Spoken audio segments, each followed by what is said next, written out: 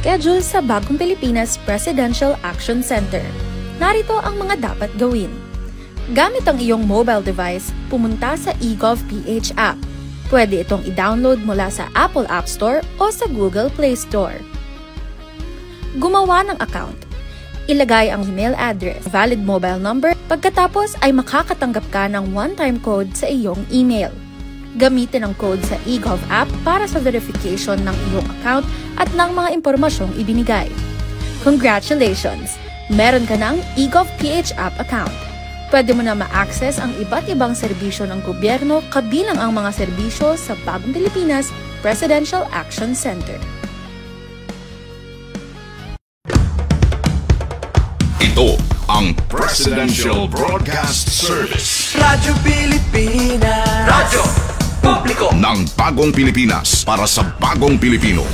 Naghahatid ng mahahalagang balita at impormasyon na guugnay ng pamahalaan sa sambayanan. Tulay sa himpapawid ng serbisyo publiko. Radyo Pilipinas. Radyo Publiko. Ang boses ng Pangulo. Sa Mega Manila 738. Radyo Pilipinas. Radyo Publiko. Kuya, narinig mo na ba yung AI Talks? Oo, maganda yan. Si Voice Master and AI Expert. Narinig ko sa radio, AI Talks with the Voice Master. Anak, lakasan mo nga yung radio. Ano raw? AI Talks? Ano yun? Oy, Mare. Narinig mo na? May AI Talks daw sa Radyo Pilipinas. Narinig nyo ba ang AI Talks with the Voice Master? Sis, nakita mo sa feed, AI Talks with the Voice Master live sa Radio Pilipinas. Talaga? Wala naman akong alam tungkol sa AI na yan. Ako rin eh. Ano ba yung AI Talks na yan? Makinig na ng AI Talks with the Voice Master tuwing Sabado, alas 8 ng umaga, dito lang sa Radyo Pilipinas. AI Talks with the Voice Master.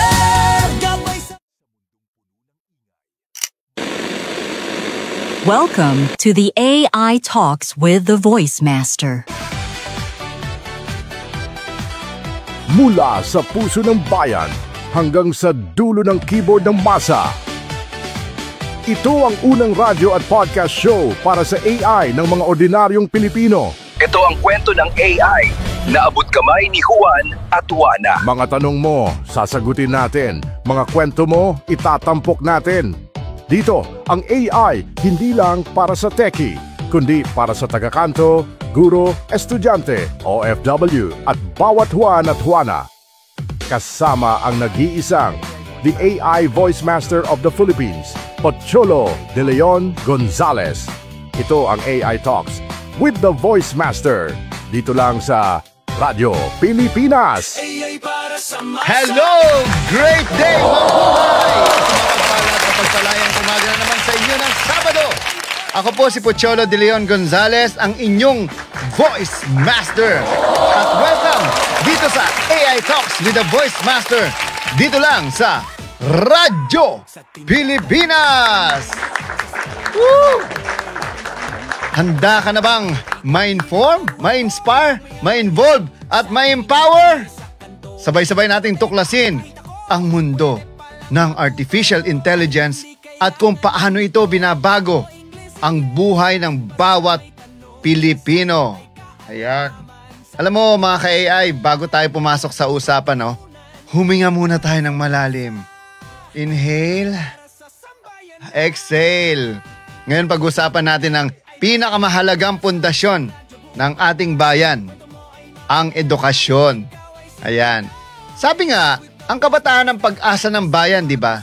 Pero sa panahon ngayon ng AI at digital transformation, dapat nating tanungin, handa na ba ang ating sistema ng edukasyon para sa bagong panahon ng katalinuhan?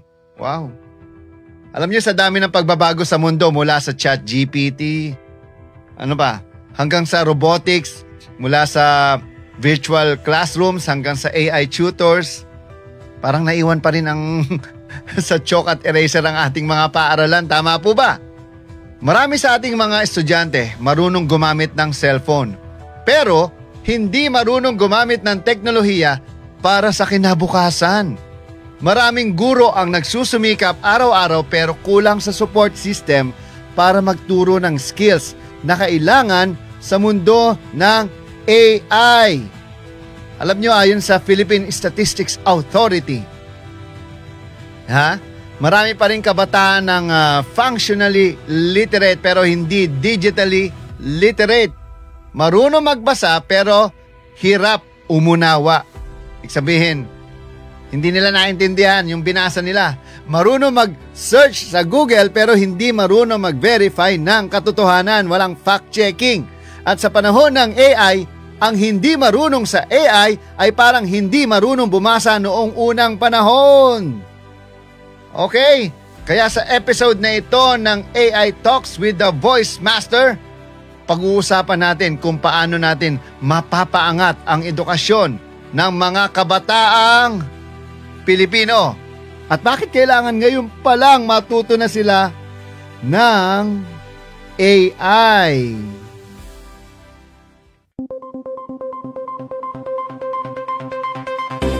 This is the AI Talks with the Voice Master. Your front row seat to the rise of artificial intelligence in the Philippines and beyond. The stories, the voices, the future, all in one conversation that matters. Welcome to the AI Talks with the Voice Master.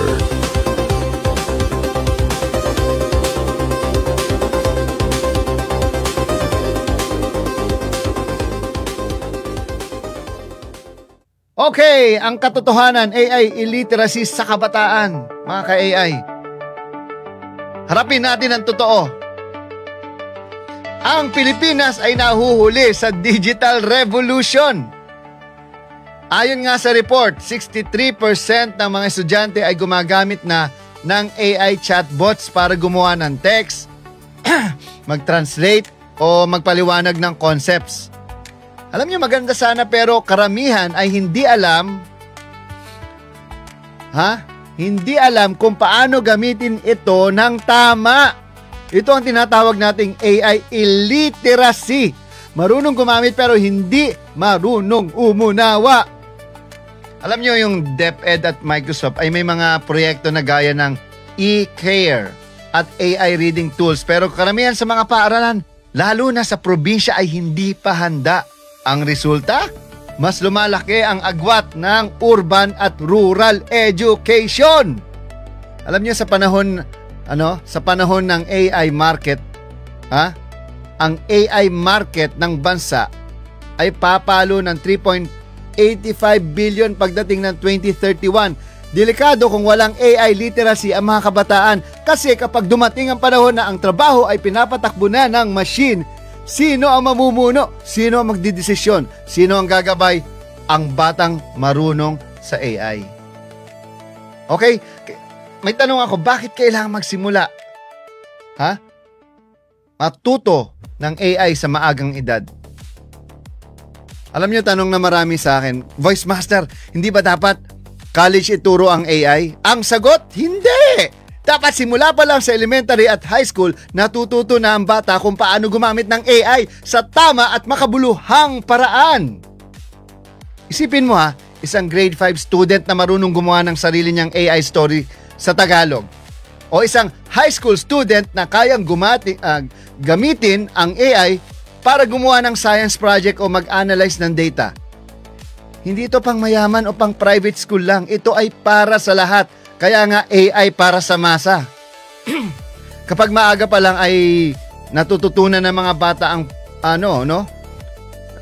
prompt crafting, AI ethics at digital creativity, mas madali sila maging handa sa hinaharap. Hindi lang sila parang mga user o magiging innovator sila. AI education isn't just about coding. It's about curiosity, critical thinking, and compassion. Ang tunay na layunin ng AI literacy ay ang paggamit ng katalinuhan para sa kabutihan ng tao. Okay? Kaya ngayon, DepEd! Panahon na para kumilos! Di ba may blueprint na kayo? Yung E-Care, ECAIR, Simyo partnership yan, AI reading tools. Yeah. Pero parang kulang pa angkor eh. Wala pang national AI curriculum para sa K-12. Bakit kasi tayo may K-12 eh, no? Bakit hindi natin simulan sa simple? AI basics sa elementary, AI projects sa high school, at AI ethics sa lahat ng subject. Gamitin ang mga libreng tools na available online.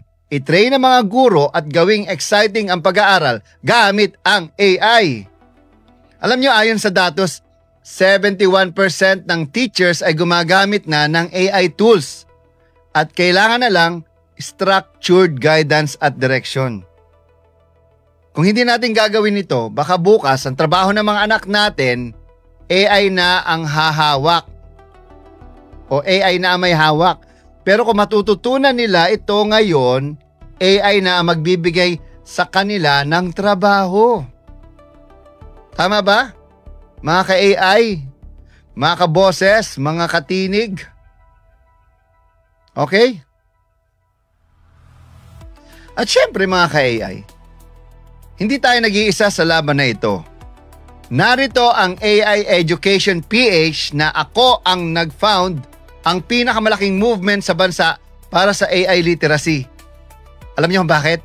Itong programa na ito ay parte ng AI Education PH. Nakakarating ang program natin sa milyong-milyong mga kababayan natin through Radyo Pilipinas, syempre. Layunin nitong gawing AI literate ang lahat ng Pilipino by 2030. Nagbibigay kami ng free training, AI modules, teacher workshop at syempre book camps mula Luzon hanggang Mindanao. Kasama dito ang mga proyekto tulad ng AI for Teachers, AI for Students at AI Literary Roadshow. At syempre, sa tulong ng Creative Voices at paiba, Philippine AI Business Association, unti-unti nating nagiging accessible ang AI sa bawat Pilipino kahit sa pinakamalayong lugar. Okay? Ito ang tunay na bayanihan ng bagong henerasyon. AI para sa masa. AI para sa bayan. AI para sa kinabukasan. So yan po mga kaibigan ha. Marami po tayo ngayong segment, no? Nandiyan ang balitang AI, andyan din ang AI 101 at syempre AI and personal. At syempre nandito rin ang AI on the road ni Mac Florendo. So mga kaibigan, nagsisimula pa lang tayo, huwag kayong aalis at panoorin nyo ang mga segment natin. Dito lang sa nag-iisa at walang katulad, ang una at walang makakatapat, ang AI Talks with the Voice Master. Bang! At ito ang AI 101, ang inyong unang hakbang sa mas malalim na kaalaman sa mundo ng Artificial Intelligence. Sa global na karera para sa Artificial Intelligence, kitang-kita na ang hati sa Wall Street. Sa isang banda, nariyan si Microsoft. Mula nang lumabas ang ChatGPT, tumaas ng mahigit $2 trillion ang market value nito.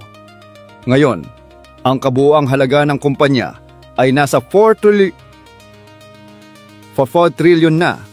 Sa kabilang banda naman, andyan ang mga cloud native specialists tulad ng Dropbox, Workday at Salesforce. Pero habang lumilipad ang value ni Microsoft, halos hindi gumagalaw ang sa kanila. Bakit nga ba? May isang malaking tanong na bumabagabag sa mga investors. Ang AI ba ay totoong growth driver o isa lang mahal at magarang pangako? Malaki ang potensyal ng AI, pero hanggang ngayon, hindi pa ramdam ang konkretong kita. Karamihan ng kumpanya, puro demo pa lang ang kaya.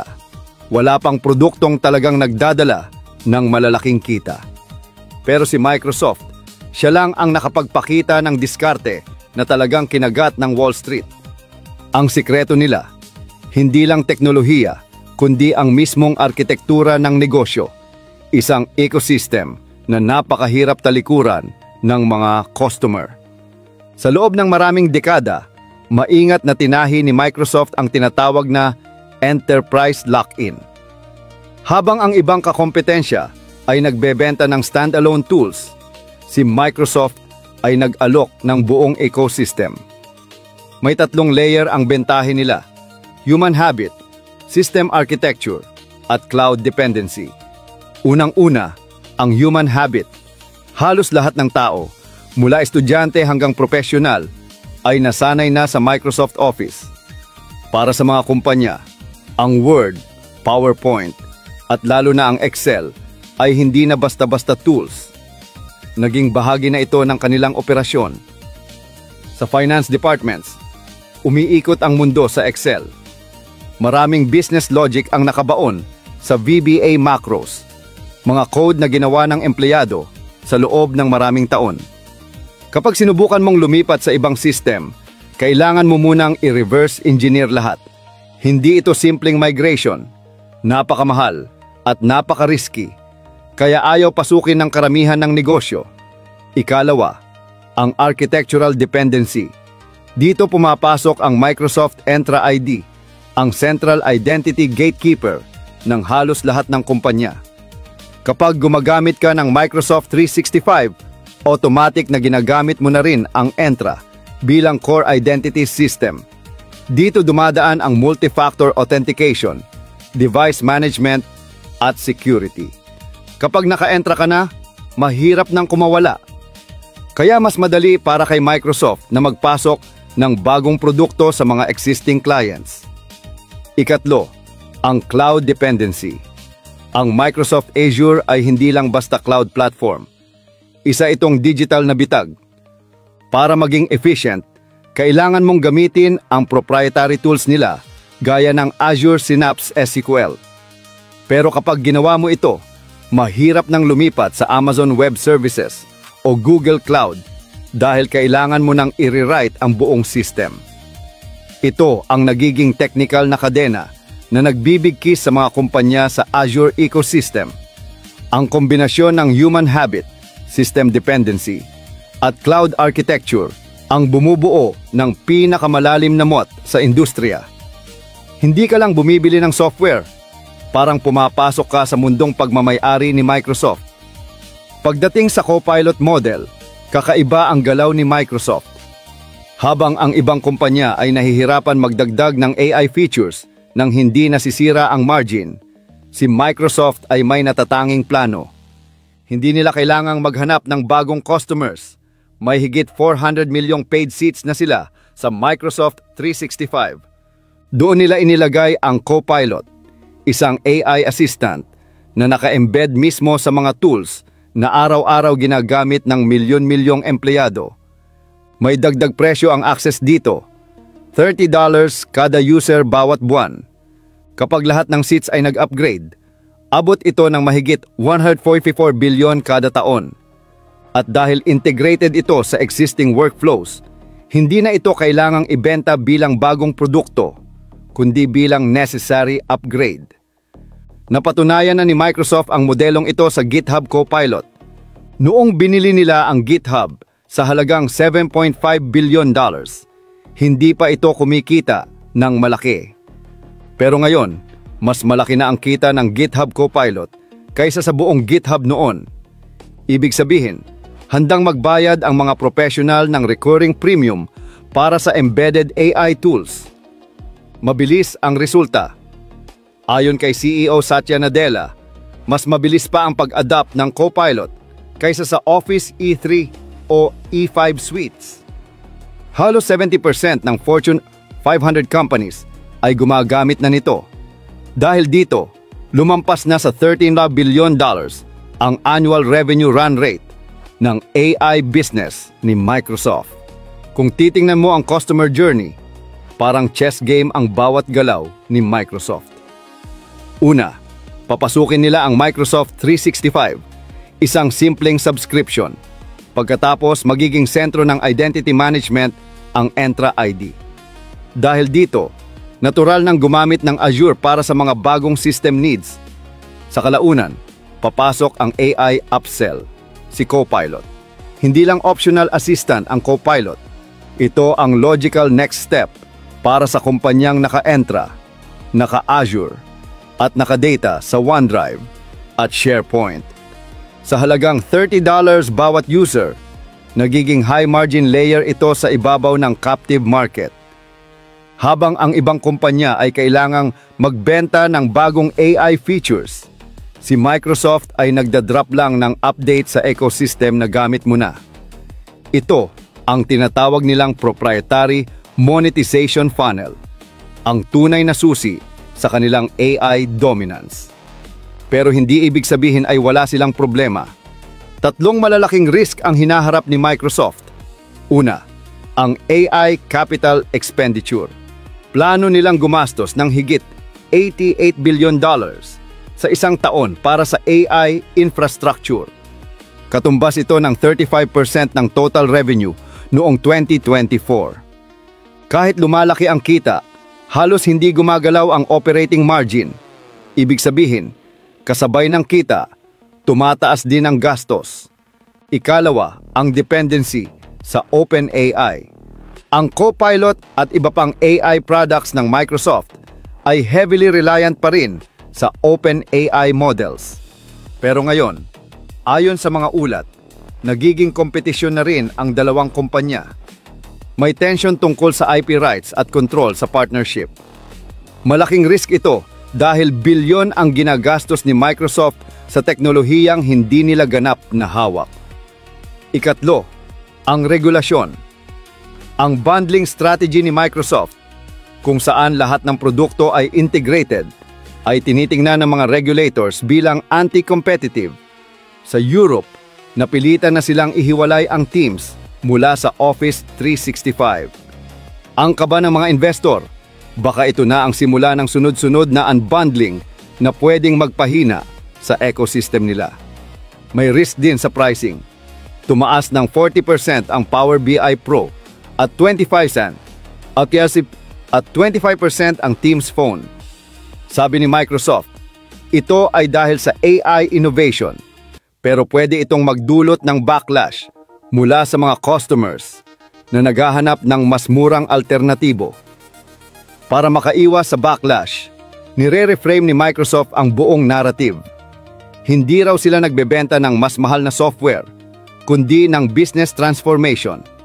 Sa kanilang 2025 Papasionier din 2025 Work Trend Index, ipinakilala nila ang konsepto ng frontier firm, mga organisasyong muling inayos ang sarili para gawing core capability ang AI. Ang mensahe, kung ayaw mong mapag-iwanan, kailangan mong sumabay, kahit magastos. Pagdating sa regulasyon, gumamit sila ng calculated concession. Imbes na labanan ang EU regulators, sila na mismo ang nag-unbundle ng Teams globally. Isang taktikal na hakbang para protektahan ang mas mahalagang core, ang Copilot ecosystem. Natuto sila sa karanasan noong 1990s antitrust case na mas nakakasira ang mahabang legal battle kaysa sa mismong verdict. At sa usapin ng gastos, ipinapakita nila ang ebidensya ng adoption. 70% ng Fortune 500 gumagamit na ng Copilot. May 100,000 seats na sa Barclays.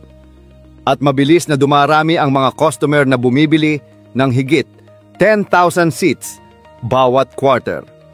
Ipinapakita nito na may malinaw na ROI ang investment. Lahat ng kilos na ito, ang marketing narrative, ang regulatory compliance, at ang financial proof, umiikot sa isang estratehiya, platform abstraction. Ang ideya, hindi na lang bawat produkto ang mahalaga, kundi ang intelligent service layer sa ibabaw ng lahat, ang Copilot layer. Hindi mo na lang binibili ang Word o Excel, binibili mo na ang Copilot, ang AI na kumokonekta sa lahat. Hindi mo na lang nirentahan ang Azure servers, kundi ang kakayahan ng AI mismo. Dito lumalabas ang tunay na depensa ni Microsoft. Hindi na tungkol sa individual product features ang labanan, kundi sa lakas ng buong ecosystem. Kaya kung bakit si Microsoft isang 50-year-old na kumpanya, ang naging sagot ng Wall Street sa AI revolution. Malinaw ang dahilan. Habang ang ibang kumpanya ay kailangang magbenta ng AI sa merkado, si Microsoft ay ini-install lang ito sa mga customers na hawak na nila. Habang ang iba ay kumakatok pa lang sa pinto ng bagong clients, si Microsoft ay may sariling lungsod ng users na captive sa ecosystem. At doon nila pinapaandar ang trillion-dollar machine nila. Ang $4 trillion na valuation ay hindi lang bunga ng innovation, kundi ng isang sistematikong plano para gawing bahagi ng bawat negosyo ang AI. Kaya kung gusto mong makita kung lalakas pa si Microsoft, bantayan mo ang 4 na bagay: cloud gross margins, Copilot adoption rate, regulatory updates, at market share ng Azure laban sa AWS. Sa huli, ito ang tunay na diskarte. Hindi lang sila nagbebenta ng produkto, binabago nila kung paano gumagana ang mundo ng negosyo sa panahon ng AI. At sa labanang ito, si Microsoft pa rin ang may pinakamalaking boses, pinakamalalim na ugat, at pinakamalawak na imperyo. Ano nga ba ang hitsura ng monopolyo sa ika-21 siglo? Kalimutan mo muna ang mga klasikong antitrust cases. Iba na ang laro ngayon. Tingnan mo na lang ang pinakahuling earnings report ng Nvidia. $39 billion ang kinita nila mula lang sa core data center business.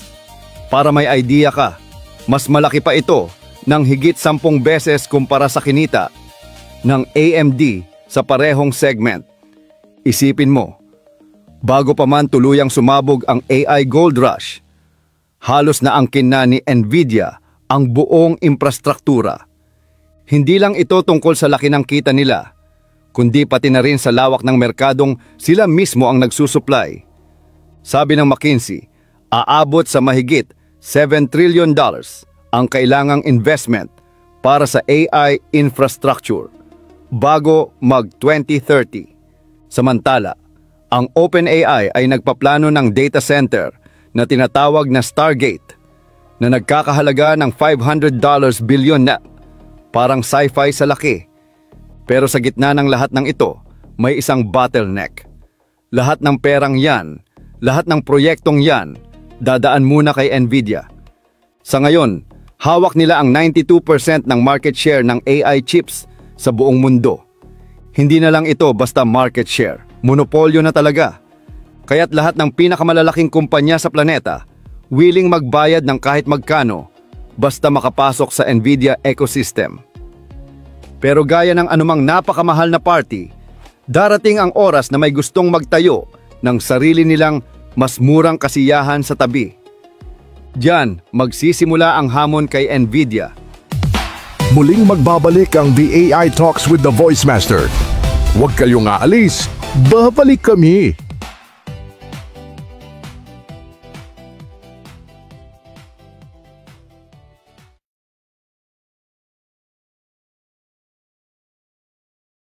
Nakatiwalaang Radyo Pilipinas, nasa TV na. Oo, nasa TV na. Ang Radyo Pilipinas 738 AM ay live nang mapapanood sa Channel 3 ng ABS-CBN TV Plus at Channels 45 to 49 ng GMA Affordabox. Kaya may access ka na sa balitang totoo anytime, anywhere. Sa radyo, sa social media at TV. Radyo Pilipinas 738 AM. Magandang araw, si Dingdong Dantes po ito. Isa ang landslide sa mga sakuna na hinaharap ng mga Pilipino. Kaya naman importanteng alam natin ang mga senyales ng landslide na pwedeng makita sa ating lugar. Tulad na lang ng pagkakaroon ng pitak sa lupa o kaya naman ay pagtabingi ng mga puno at poste. Senyales din ang biglaang pagbukal ng tubig sa lupa at pagkulay puti ng ilog. Pwede rin magkaroon ng bitak sa inyong mga dingding, bintana at maging sa kalsada. Na-observe mo na ba ito sa paligid mo? #panatag ang may alam. Maging panatag Pilipinas. Itinuloy na po natin ang zero balance billing. Libre po. Ibig sabihin, ang serbisyo sa basic accommodation Sa ating mga DOH na ospital, wala nang babayaran ang pasyente. Po, ang dami pong challenge, hindi po namin alam kung saan namin kukunin, ganon, nag-iisip kung paano namin mababayaran. Siyempre po, masaya, super saya po dahil na zero billing po kami. Opo, malaking ano po talaga, malaking tulong po. Mabilis lang din po. Bayad na ang bill ninyo. Uulitin ko, wala nang kailangan bayaran ng pasyente basta sa DOH Hospital dahil bayad na po ang bill ninyo. Naiyak ako kasi sobrang saya. Maraming salamat po, Mr. President Bongbong Marcos Jr. Hindi kami nagkamali ng taong ihinalal. Ito ang Presidential Broadcast Service. Radyo Pilipinas. Radyo Publiko ng bagong Pilipinas para sa bagong Pilipino. Muling nagbabalik ang boses ng Artificial Intelligence para sa bawat Filipino.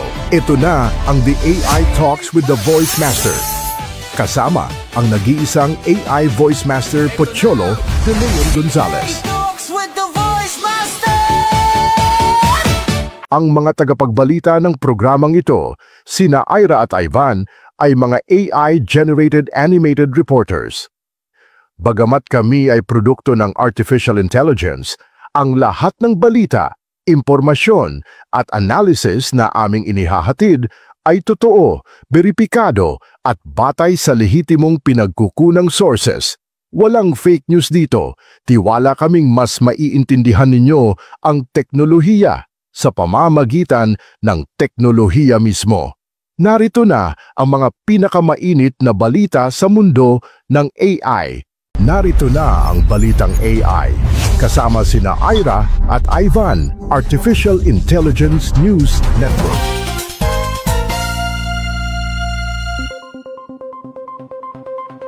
Great day! Mabuhay! Ito ang Balitang AI sa Radyo Pilipinas. Boses ng teknolohiya, tinig ng makabagong Pilipino. Hatid sa inyo ng The Voice Master of the Philippines. Katuwang ang mga AI reporters ng bayan. Ako si Ira. At ako naman si Ivan. Kasama nyo kami sa paglalakbay sa mundo ng Artificial Intelligence, kung saan ang teknolohiya ay hindi na lang parte ng kinabukasan, kundi bahagi na ng kasalukuyan. Narito na ang mga pangunahing balita sa mundo ng AI. Mga ka-AI, ito na ang Balitang AI. Ang kauna-unahang AI News Network sa Pilipinas. Ang layunin namin, linawin ang mundo ng AI at teknolohiya para sa bawat Pilipino. Katuwang ang mga AI News Network sa buong mundo. Ako si Ira, Artificial Intelligence Reporter Analyst, ang inyong tagapagpaliwanag ng mas malalalim na siyentipikong konsepto. At ako naman si Ivan, Artificial Intelligence Voice for Analytics and News. Ang kuya nyo sa pagbabalita, mas diretsahan, mas makatao, at mas kwela, pero seryoso sa katotohanan. Sabay naming sinasabi, kami ay hindi tao. Pero boses kami ng bagong panahon ng balita, panahon ng AI, panahon ng impormasyon. Narito na ang mga headline ng AI Balita ngayong linggo. OpenAI naglabas ng ChatGPT Apps SDK, isang malaking upgrade na magbabago ng paraan natin ng paggamit ng AI. Google DeepMind, ipinakilala ang CodeMender, ang AI na literal na kayang ayusin ang internet. Google Gemini 3 gumulantang sa tech world. May kakayahang mag-code, mag-drawing at makipagsabayan sa OpenAI GPT-5. Yan ang mga headline. Simulan na natin ang mas malalim na balita. OpenAI just dropped ChatGPT Apps SDK, massive upgrade. Maga ka-AI, isa na namang game changer mula sa OpenAI.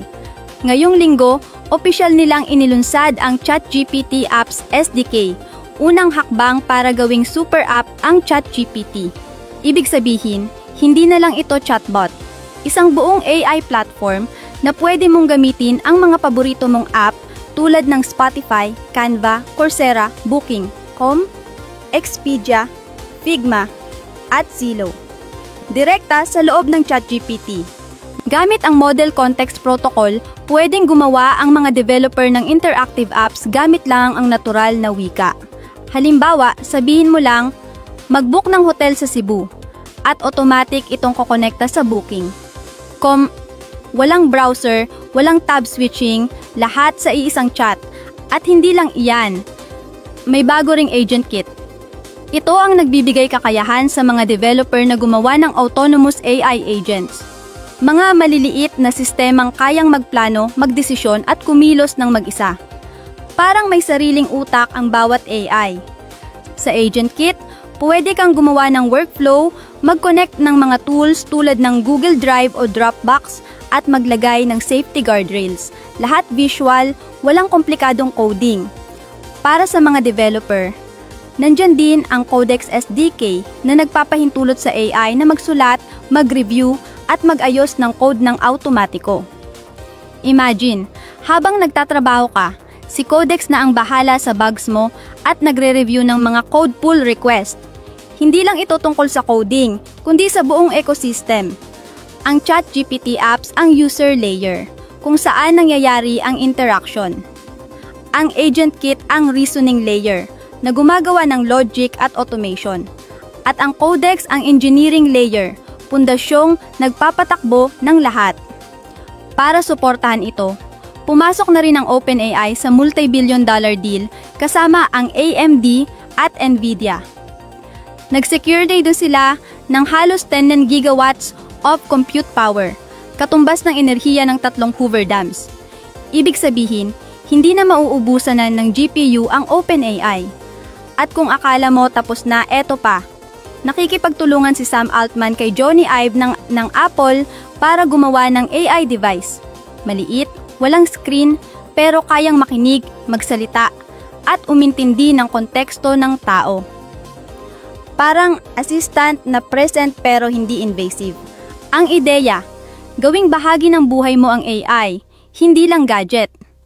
Bagaman may mga privacy challenges pa, target ni Altman ang 100 million units ng device na ito sa susunod na taon.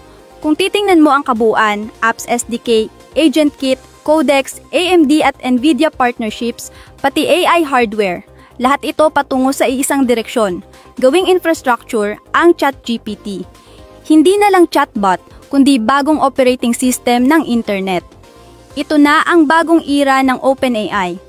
Mula chatbot tungo sa platform at mula platform tungo sa power. Google just dropped AI that fixes the internet. Magkakaay kung akala nyo tapos na ang labanan, may bagong bomba ang Google. Ang Google DeepMind naglabas ng AI na literal na nag-aayos ng internet. Ang pangalan, CodeMender. Ang CodeMender ay AI code developer para sa open source security. Kaya nitong makita, unawain at ayusin ang mga bug o security flaw sa open source projects mag-isa.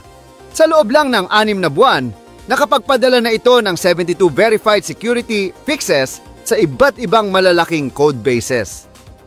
Hindi lang basta patch-patch, kayang intindihin ni CodeMender ang lohika ng code, tukuyin kung saan nagkamali, gumawa ng tamang patch at i-validate ito para siguradong gumagana. Lahat ng yan, bago pa man ma-review ng tao. Powered ito ng Gemini DeepThink models, isang espesyal na bersyon ng Gemini na nakatune sa reasoning ng code.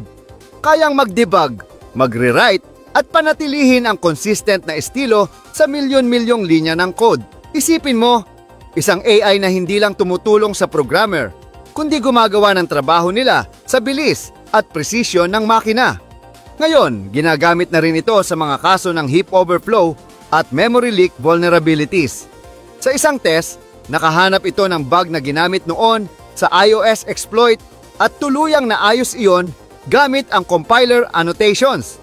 Ibig sabihin, mas ligtas na ngayon ang internet dahil may AI na nagbabantay mismo sa code. Hindi lang yan, meron ding Gemini 2.5 computer use model, AI na kayang gumamit ng computer at browser na parang tao. Kayang mag-click, mag-type, mag-fill up ng forms, at mag-navigate sa web. Literal na autonomous browser user. Sa demo, inutusan ito na maghahanap ng pet care services sa California, i-input ang data sa CRM, at mag-schedule ng appointment. Nagawa niya lahat yon nang walang tulong ng tao. Available na ang modelong ito sa Google iStudio at Vertex AI at nagsisilbing tulay sa pagitan ng AI reasoning at real-world action. Siyempre, may mga safety guardrails pa rin. Bago mag-execute ng command, dumadaan muna sa step-by-step safety check para siguradong hindi gagamitin sa mali, tulad ng pag-bypass ng CAPTCHA o pagbabago ng system settings. Ang ibig sabihin nito, unti-unti nang natututo ang AI na hindi lang mag-isip, kundi kumilos na rin.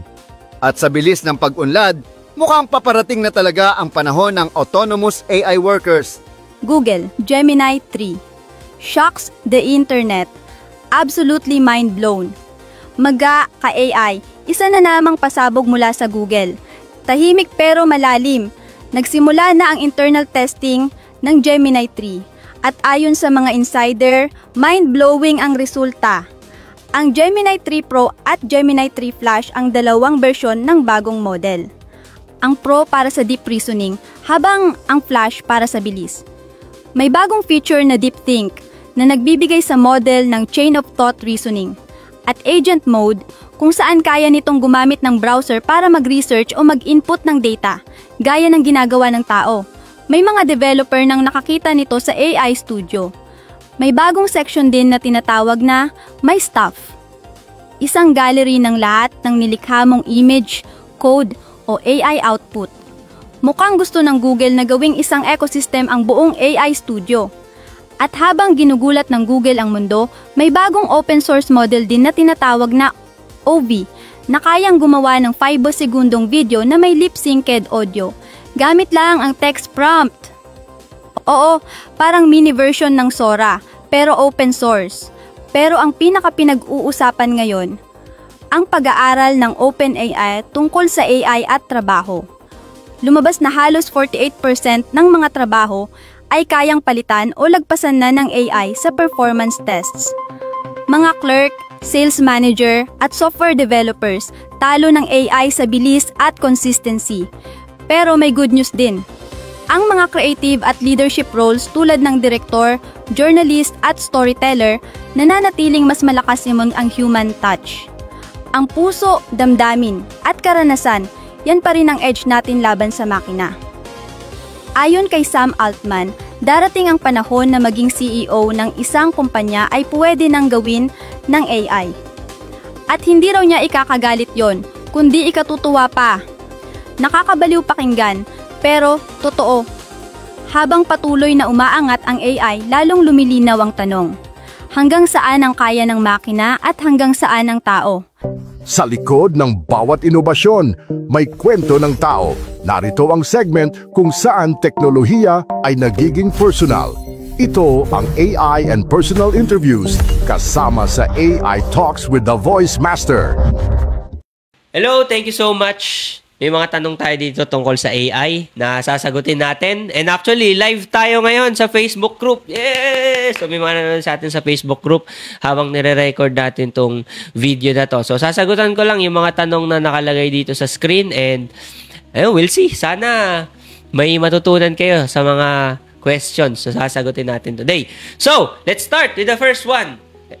Can you introduce yourself and share a little bit about what you do? My name is Midge. Kilala ako ng tao sa tawag na Coach Midge. No, kasi nagko-coach daw kasi ako and in-embrace ko na yung tawag nila. Hindi naman kasi ako nagpapatawag na sir or yung your honor. So, I believe coach was the best. And nagtuturo ako ng Facebook ads, Go High Level, anything related sa digital marketing. Of course, nagtitake din ako ng mga clients and yeah, life's great. Ayan, life's great. Mahilig ako mag-gym, mahilig ako mag-boxing. Yun yung aking mga hobbies. So, question number 2, when did I start first using AI and what was your first experience like? Una ako nag-start gumamit ng AI, parang hindi ko na maalala a few years ago na And yung unang ginamit ko na AI is si ChatGPT. Kasi, dati, gumagamit ako ng SimSimi, kung alam niyo yung SimSimi. Ginagamit ako ng SimSimi, tapos, nagde-develop din ako ng parang SimSimi type of software. So, gumagawa ko ng mga if condition na if may ganito, if may ganyan. Yun yung ginagawa ko dati. So, nung first na na-experience ko si ChatGPT, sobrang ganda pala ng ChatGPT. Grabe, parang tao na mag-isip. Yun yung kauna-unahang experience ko sa AI. And from then on, wala na, nag-explore na ako ng mga tools. Kumbaga, nabaliw na ako sa AI. No? So, paano nila nagawa to? Diba? Hala, paano nyo nagawa yan? Diba? Ganon yung, yung reaction ko nun. Okay. Number 3, how has AI helped you in your work or daily life? I can say na hindi ako mabubuhay nang walang AI. So, super dependent na ako sa AI. Even mga sobrang simpleng mga bagay. No? Not even mga business related. So, in my daily life, for example, ginagamit ko si AI pang track ng mga macros ko. Nung nagbo-boxing pa ako, nung nagte-training pa ako for a fight. Tinatrack ko yung macros ko para bumaba ako ng timbang. So, AI yung ginagamit ko doon. Pinipicturean ko, tapos ina-upload ko kay ChatGPT. So, nakakatulong siya sa akin. And of course, nakakapag-practice ako ng communications by talking to AI directly. So, super helpful niya. Next question, what would you like to share about the public about AI? Ito, lagi ko sinasabi sa mga students ko, huwag kayong matakot sa AI. Marami kasing nagsasabi na, AI will replace humans or pag papalitan ka na ng AI. That's not true. Diba? AI will not replace humans. Ang nangyayari, humans using AI are replacing humans who are not using AI. That's the truth. Yun po ang katotohanan and yun po ang mangyayari. Just like a few years ago, nung nauso yung internet, yung mga business na nasa internet, tinatalo nila yung mga business na wala sa internet. Kaya pansin nyo ngayon, lahat ng mga businesses, meron na silang Facebook page. Somehow uploaded na sila online. Same thing with AI. A few years from now, lahat ng businesses meron ng sarili nilang AI. Meron na silang sariling chatbot or anything. And yung mga businesses na walang ganon, eventually mapapalitan. Next question, number 5. How do you think AI can help the Filipino people, especially in education, business, and everyday living? Simulan natin sa education. Paano kayo matutulungan ng AI when it comes to education? Simple lang. Punta kayo sa ChatGPT, maglagay kayo ng topic, tapos lagay nyo lang doon, can you teach me how to do this? Or can you act like a tutor? Help me on this particular topic? Ano nyo? That's for education. Now, for business, same din. Act like a business consultant. Help me solve this, blah, blah, blah. And sa daily living, siguro hindi masyadong ginagamit tong ChatGPT or mga AI with everyday living. But, yung sa pagtatrack ng workouts mo, kung kailangan mo ng motivation, kung isa kang tao na kailangan ng daily motivation, diba? Pwede ka rin manghingi kay ChatGPT. So, all in all, you need to integrate AI in your daily lives kasi so many people na are integrating it and they are becoming more and more productive because of AI. So it's still a human versus human touch. Competition pa rin siya between human beings. But the person who knows how to use AI will significantly outperform those who are not using AI. So also I think that's my final message or advice kasi last question na to, di ba?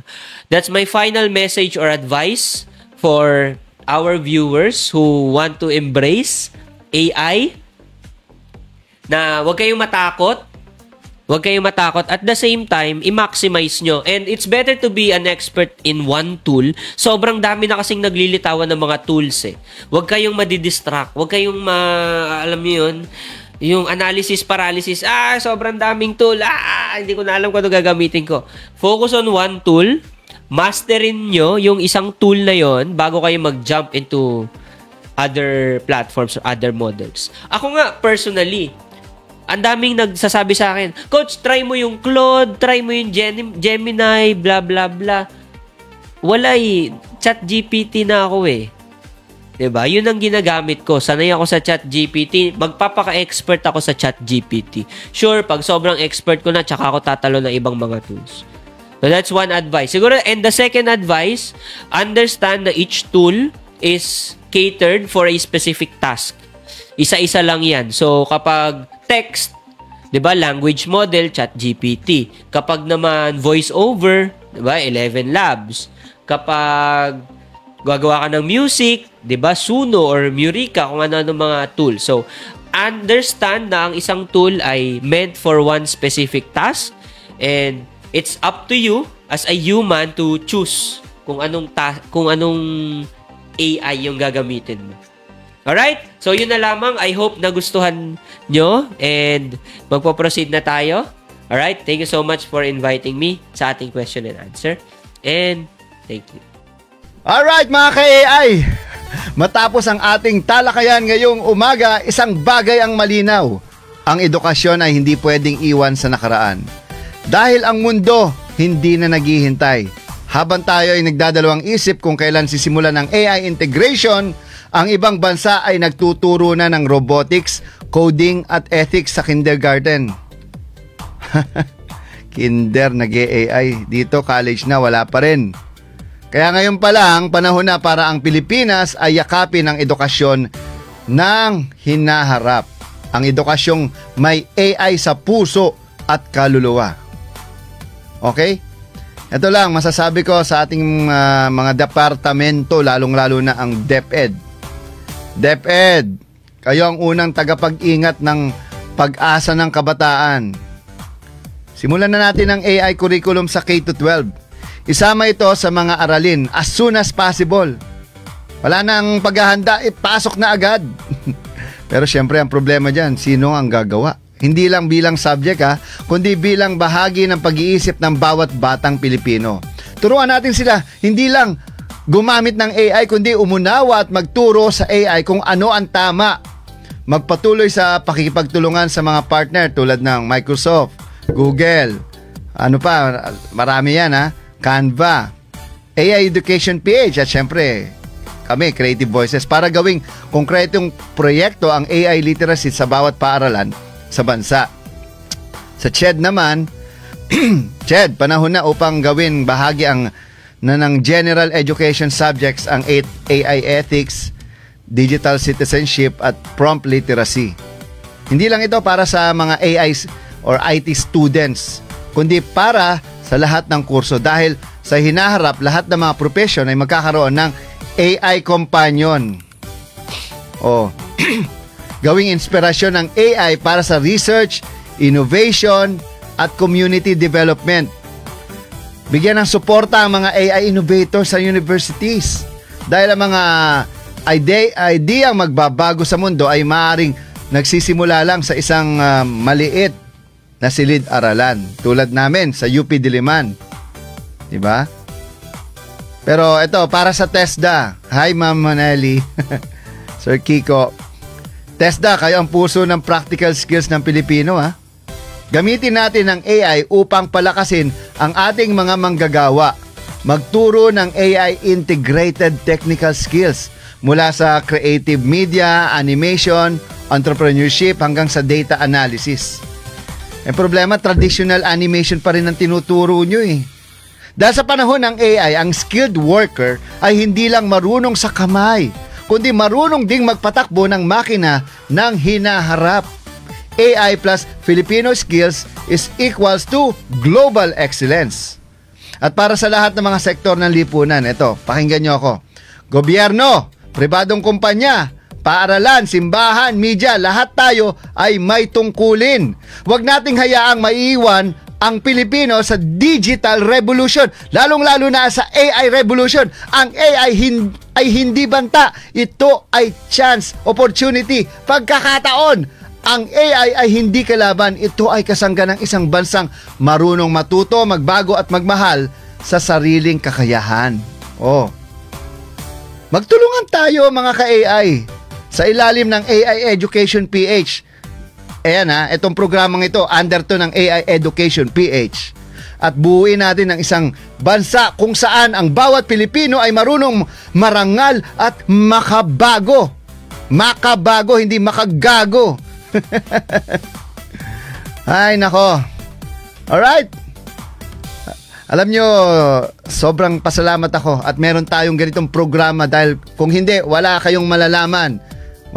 Maraming gatekeeper, maraming mga AI fake gurus ngayon. Mag-ingat kayo dyan. Kaya mga ka-AI, tandaan ninyo, ang tunay na katalinuhan ay hindi nasusukat sa dami na alam mo, kundi sa kung paano mo ginagamit ang alam mo para magbigay ng kabutihan sa iba. Okay? Ang edukasyon ay hindi lamang diploma, kundi direksyon. At sa bawat panahon ng AI, ang direksyong ito ay dapat patungo sa makataong teknolohiya. Kaya DepEd, CHED at TESDA, magkaisa tayo. Gobyerno, pribadong sektor at kabataan, magtulungan tayo. Dahil sa laban ng kinabukasan, hindi sapat ang matalino. Dapat may dignidad, mabuting tao, at marunong magmahal. Ayan. Alright! Ako po si Pocholo De Leon Gonzalez, the Voice Master, ang inyong boses ng inspirasyon, inobasyon, at imahinasyon ng bagong henerasyon. Wow, bago yan ah. Okay, follow and subscribe. Pakinggan muli ang episode na ito sa Spotify. Hanapin lang ang AI Talks with the Voice Master. Panoorin ang ating mga highlights at interviews sa YouTube channel, The Voice Master. At makisali sa ating mga diskusyon at AI Education Movement sa Facebook page, The Voice Master. At sa ating mga official communities, AI Education PH, AI Negosyo, at syempre ang pinakamamahal ko, ang CVAP, ang Certified Voice Artist Program. Okay? Like and subscribe, don't forget.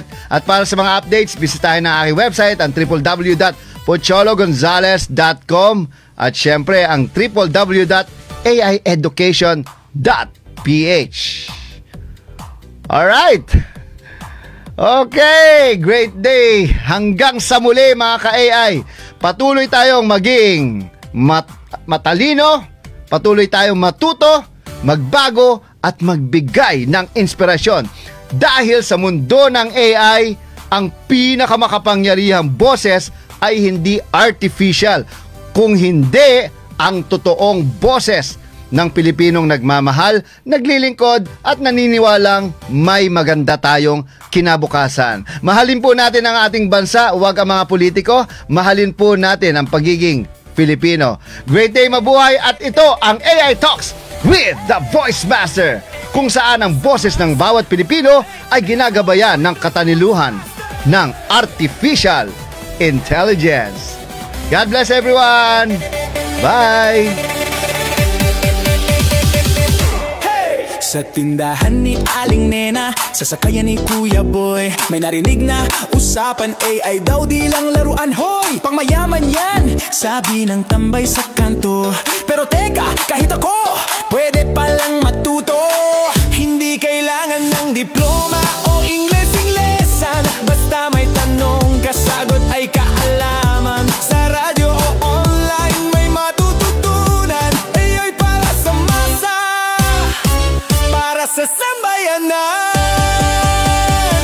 Hey! Ay para sa masa, sa radyo humahataw. Kwento mo ay mahalaga kahit ikaw ay simpleng tao. AI Talks with the Voice Master, lakas ng bagong sigla, boses ng bawat buwan, para sa bagong Pilipinas.